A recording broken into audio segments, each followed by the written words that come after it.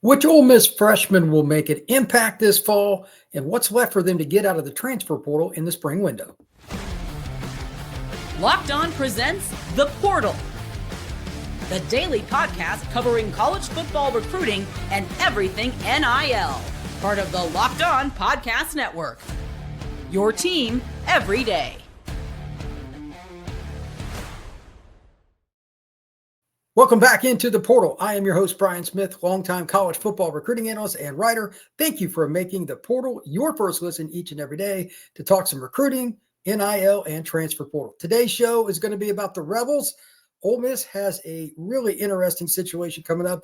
A lot of good players coming back on the roster, doing better in recruiting. What are they going to need out of the spring window? And to help us figure that out, Stephen Willis from Locked On Ole Miss.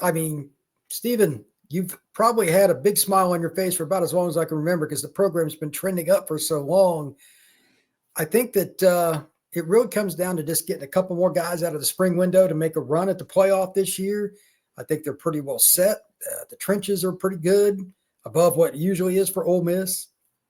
Man, what do you see? Is this program really going to be a top 15 school yearly now? Instead of just bouncing around, you think it can be top 15 every single year, compete for the playoff?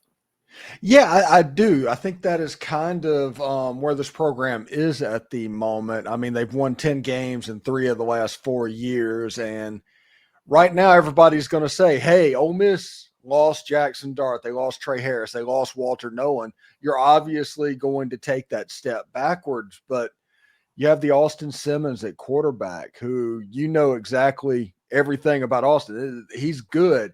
You've got wide receivers all over the place. They're attacking the portal like they always do. The number 2 transfer portal class in the winter. And Lane Kiffin is now using that success to make high school recruiting a priority and is doing better and better and better in high school recruiting. And there's some impact players he got. Yeah, I think that's kind of the key. And I want to start there.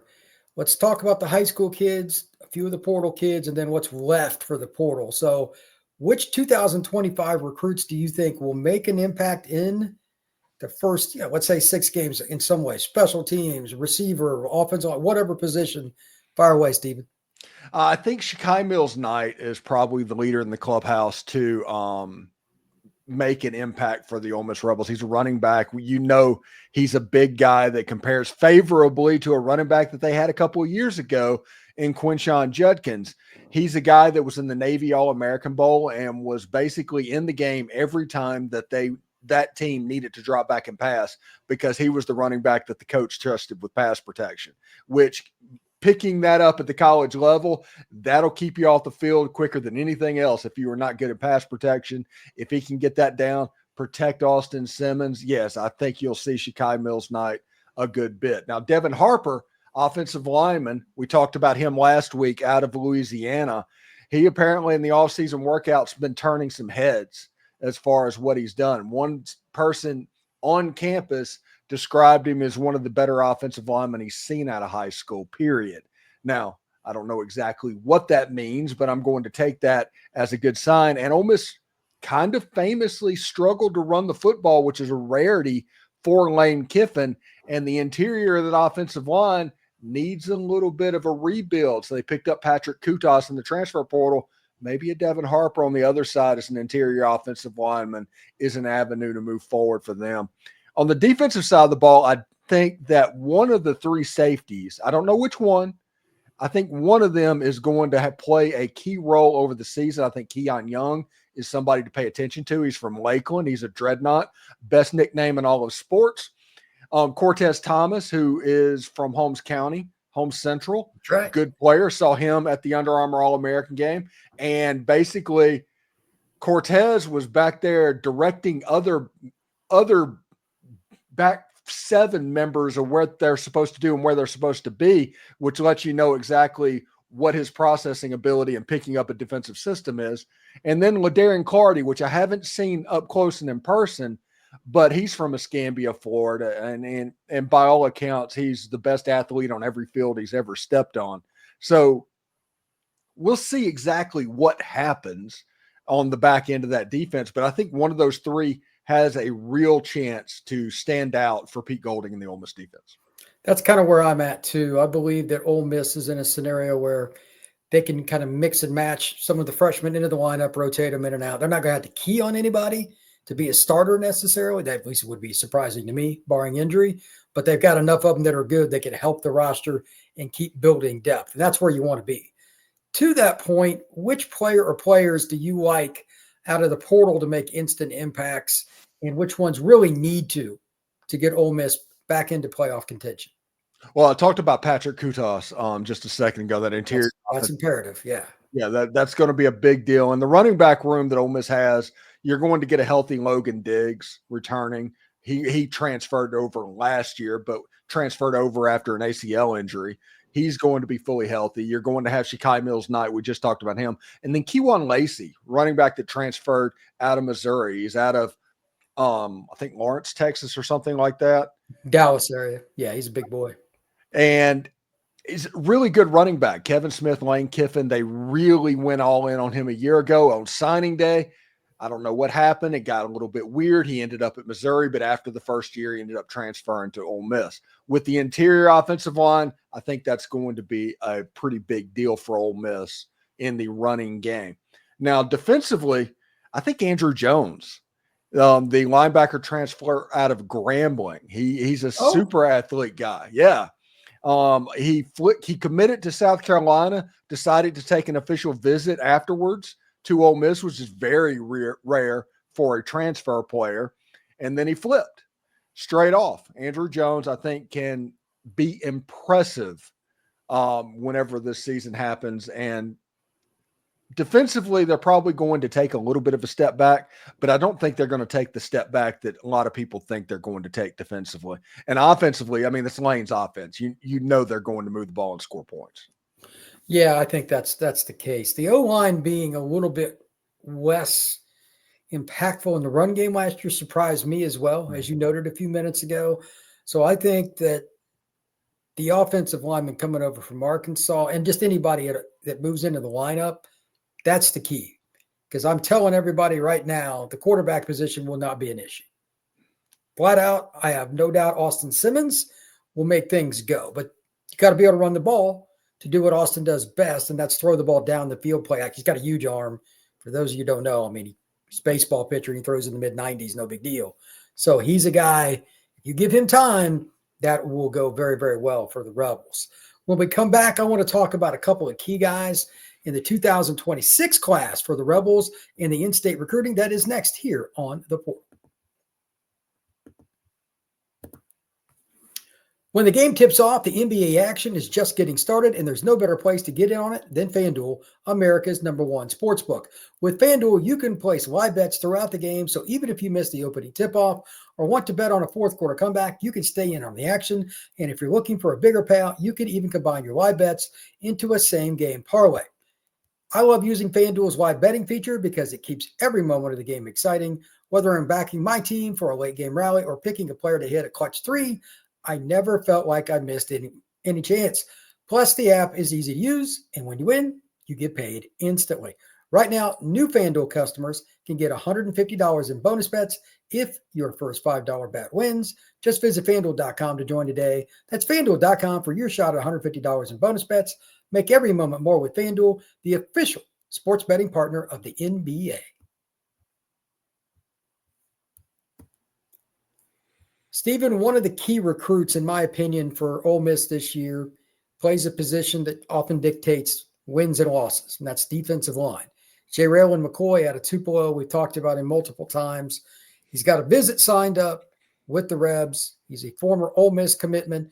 He's got offers from across the country. He's a kid that could have went to Oregon or went to one of the Florida schools, wherever. Looks like Ole Miss is the most likely, in my opinion at least, destination for him. What have you heard about him, and what are some of the other names you're hearing with the Rebs? Let's see. When you deal with JaReylan McCoy, he was committed to LSU. Like, he committed at the Under Armour All-American game. We were both down for that. And as like I said when we were on a podcast a couple of weeks ago, it's like, okay, I didn't pay too much attention to JaReylan McCoy because everybody knew he was going to commit to LSU. 2 weeks later, all of a sudden, he's in Oxford, Mississippi. 2 weeks after that, he's in Oxford, Mississippi again. And all of a sudden, next thing you know, he just decommits from LSU about a month later. I think you can kind of check me on this if I'm a little bit off base, but I think JaReylan McCoy, his frame and everything else, he's going to get into a college weight program, a college meal program, and end up 6'5", 6'6", 310 pounds, playing 3 technique and being an absolute monster. I think that's his ceiling for what can happen. And if that is what turns out, Ole Miss is going to be in really good shape. Now, he's from Tupelo, which until about 3 years ago was a major problem area for Ole Miss. I think it started out with Shamar Darden, it went to Mason Dunn, and now JaReylan McCoy potentially could be the third Tupelo kid that ended up going to Ole Miss. But on the defensive line, he's kind of the heir apparent a little bit to Santarin Perkins. I mean, he is the impact guy that if Ole Miss could land him, is a guy that you could anchor your defensive line on. And this is a defensive line that's signed Will Eccles, that signed Cam Franklin, Jeffrey Rush, that defensive line class of upperclassmen. He's going to walk in, if he goes to Ole Miss, into a situation that he can absolutely be mentored. Pete Golding has a little bit of an assembly line that he's building in Oxford. I like JaReylan McCoy a whole bunch for what he can be on the defensive line. Yeah, I think he's a really good football player. And overall, as a prospect, you can't teach his size. He's at least 6'6", in my opinion, just from standing in front of him. I've been around him several times at 5-on-5 tournaments, and they're just pass rushing against O-linemen, etc.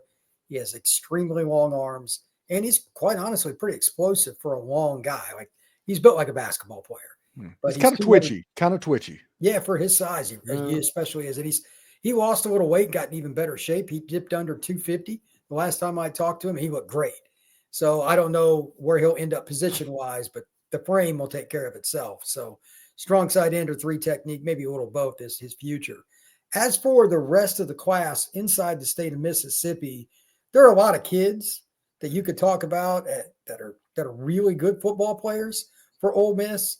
Is there anybody else that you think is an absolute must-get for them? Or is it a scenario where they're just going to let the visits kind of dictate everything?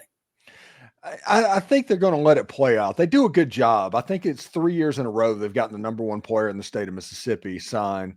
And this year that's Tristen Keys. I mean, he's the guy. He's as close to a must sign as there is in this class. I mean, you like the trench work with JaReylan McCoy, but yep. Tristen Keys would be right there. Xavier McDonald would be right there for in-state players in Mississippi. There's going to be interesting things that happens within the state. Mississippi State's recruiting a little bit better this year than they were last year. They're kind of maybe starting to figure some stuff out. They just got the New Albany kid to commit to them the other day, and he's an offensive lineman. He's pretty good. But that lets you know that Mississippi has a chance to get a little bit weird from time to time on the in-state schools. Now, the official visits that I'm paying attention to that's coming up is outside the state of Mississippi. I'm expecting Landon Duckworth to take an official there. And honestly, right now he's trending very much to ending up there, and that's a domino that could fall sooner rather than later. And I'm also interested in Max Sutter for whatever reason, the tight end. And everybody thinks he's going to end up at Alabama, and just because of how good and how his recruitment's going. But don't count against Lane Kiffin against a tight end in the offense. He does an excellent job of recruiting there, and there's always dudes that are playing tight end at Ole Miss. Yeah, he uses his full allotment of players. He did that when he coached at USC, he did that with the Raiders, etc. He finds ways to get them involved, especially short yardage goal line. He'll make you pay if you don't pay attention to the H-back and tight end. So that doesn't really surprise me at all. Have you heard anything of late? I don't care if it's Ole Miss or otherwise, with Tylen Wilson. I know we've talked about this a lot. Pascagoula and Southern Mississippi area is a lot harder for them to recruit, but I just think he's a fantastic prospect. I've seen him a couple of times. That's a kid, I mean, I don't care where he goes. He's going to play before his sophomore year's over, if not his freshman. And I think he's a little bit underrated because he's in Pascagoula and not many people get to see him. Yeah, I think with Ole Miss having Jeffrey Rush on the roster helps. from Pascagoula, that helps. If there's an in-state school, I would probably put the odds on Ole Miss pretty high. If it's an out-of-state school, if it's on the Mississippi Gulf Coast and it's an out-of-state school, it's always seemingly LSU. It just always seems to go that direction. So the Picayune kids and all that, I always never count out LSU in those battles. Yeah, it's only like from Picayune, it's less than 2 hours to Baton Rouge. So that's a pretty rough deal. It's just the state of Mississippi so darn big that it just takes forever to get anywhere. So it's not really shocking to me. But nonetheless, as for positions, anything that you're looking for them to really load up, whether in-state, out-of-state, is it offensive tackle? Is it defensive back? Where do the Rebels really need to hit a home run in the 26 class? 26, Ole Miss needs a quarterback, obviously.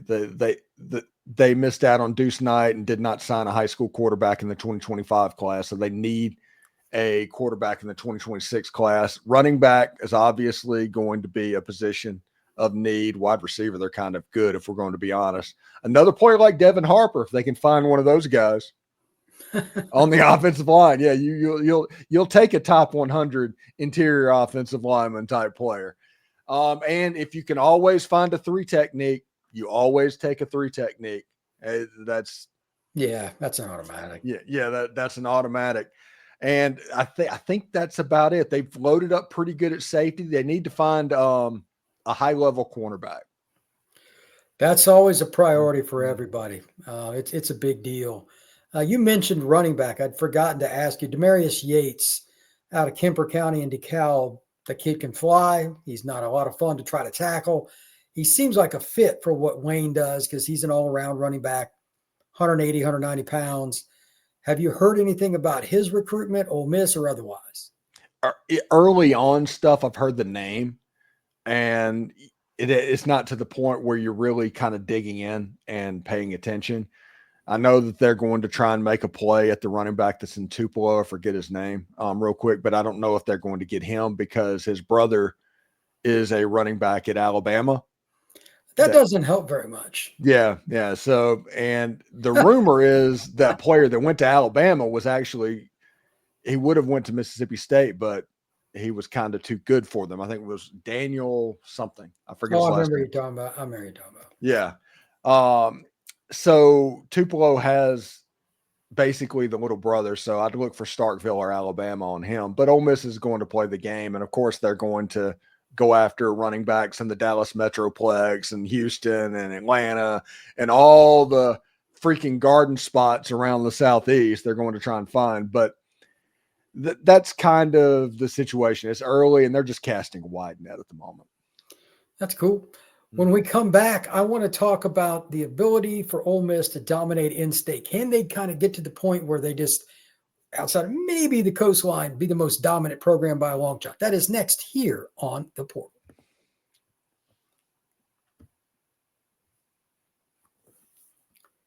Stephen, from a big box perspective, Ole Miss has always battled and struggled, quite honestly, to keep a lot of the elite kids home traditionally. Kiffin has started to change that narrative. Now, you're not always going to keep everybody home. Deuce Knight's just one example. But they've increased their ability to leverage, hey, we got a chance to go to the playoff. You can be the guy that gets us over the hump, et cetera, et cetera. Rush and different guys that could have went to an LSU or an Oklahoma or a Florida State, whatever, have decided to stay home more. Do you feel better about where they're at or a lot better, say, compared to maybe 4 or 5 years ago with in-state recruiting overall? Honestly, I feel a lot better about in-state recruiting at the moment. And a lot of that has to do with Mississippi State hasn't been a good recruiting program over the last 4 or 5 years. They just haven't been. And because of that, Ole Miss has been able to take advantage. That's coincided with Ole Miss winning 10 games a year and all of that. And of course, if you're a high school senior, getting ready to be a high school senior, the last 4 or 5 years, all that basically in your career is that Ole Miss is a high-level program. I told you, all that's left for Lane Kiffin at this point is to make the playoffs, to make it to Atlanta. That's the next step for this Ole Miss program. Now, if they sit where they are, they kind of become the Buffalo Bills, to where everybody starts to wonder if this is their ceiling. And if, it is what it is. But if Ole Miss can actually make the playoffs, make the SEC title game, continue to win 10 games a year, build up, this really looks a lot like what Dabo was doing at Clemson early on. I mean, you're winning 9-10 games a year, couldn't quite get there. I mean, Clemsoning was a word that was used quite a bit about them. And then they finally kicked the doors down. The next thing you know, they recruit Trevor Lawrence and Travis Etienne, and they're just beating the heck out of everybody at that point. We're just dominant. That's a similar trajectory that Lane Kiffin and Ole Miss can be on. You just got to knock that door down. You just got to keep beating on the door until you just beat it open. I think that's kind of the way I look at it. Keep chopping wood. Mm-hmm. If you can get just a few more kids a year, let's say one offensive and defensive player a year that are top 10, top 12 players in the state. And again, per capita, that is one of the best states in the country for National Football League talent. It's proven for decades. It's always been that way. Now, it's not the most populated state, but your top 10 kids are all capable pretty much every year of being NFL guys. And there's always a sleeper or two at one of those small towns that you and I laugh about because nobody scouts them. And the kid ends up at Ole Miss, maybe Southern Miss, maybe Louisiana Tech, whatever. And he's a second-round pick. Those things have happened for years out of Mississippi too. So if you can scout the best kids, regardless of what the rankings are, and keep a few more home, I think they've got a great chance to be that program. I did a podcast recently saying who are going to be the top 8 programs over the next 5 years. I put Ole Miss in there over Bama, and people were like, oh, what are you talking about? I said, I don't think Bama's staff fits the South that well. It doesn't. And I think they're going to have some repercussions on that. I'm not sure about their defense coordinator, et cetera. But I do know that Kiffin's bringing in the right talent. I trust in Austin Simmons. And they've got a pretty balanced roster. And I don't think he's going anywhere. So if that's the case, maybe I'm wrong, but I think they'll at least make a couple runs in the next 5 years into the playoff. And that will also help, not just a little bit, but a lot, help Ole Miss get into the picture with recruits, not just in the Mississippi area that we talk about so much, but maybe another kid out of Louisiana, maybe a kid from Arkansas, maybe a Memphis kid. There's always another way to do it, but their program's getting so much more exposure now. Why wouldn't they have that chance? That's how I look at it. And again, I'm hinging a lot on Austin Simmons, and I know you like him a lot too, but I've seen him. I know him. I trust what my eyes see over what somebody writes in a book. So I'll take Austin Simmons over the vast majority of quarterbacks, even if they played. He's a rare kid. I think Ole Miss is going to really reap the benefits of that in-state first. And then again, on some of the outskirts, they might even get a kid out of Montgomery or something again that nobody thought about. Ole Miss football is going to be around at a top level. Stephen, can you tell everybody where they can find your work, brother? Yes, YouTube channel Locked On Ole Miss. You can follow me on the Twitter handle at the Stephen Willis, and we're on Instagram, we're on TikTok, we're on all the socials, and wherever you get your podcast. Before we get out of here, Brian, real quick, just a point that I forgot to bring up. 25 years ago in this whole cycle, the average, a really good recruiting class for Ole Miss was 6 or 7 4-stars that Ole Miss was picking up on a signing day. You'd go through signing day and have 6 or 7 4-stars. Lane Kiffin pretty consistently getting about 11. And if you talk about extra players, there it is right there. Yeah, that's a big difference on your roster, man. That's why they're winning more, and that roster is more balanced now. You can find the Portal Podcast on Apple, Spotify, Amazon Music, and all kinds of places. If you're looking to find it on YouTube, just go there and type in LO-the-Portal, and you will find it. Thank you very much. Like and subscribe. We will see you again soon on The Portal.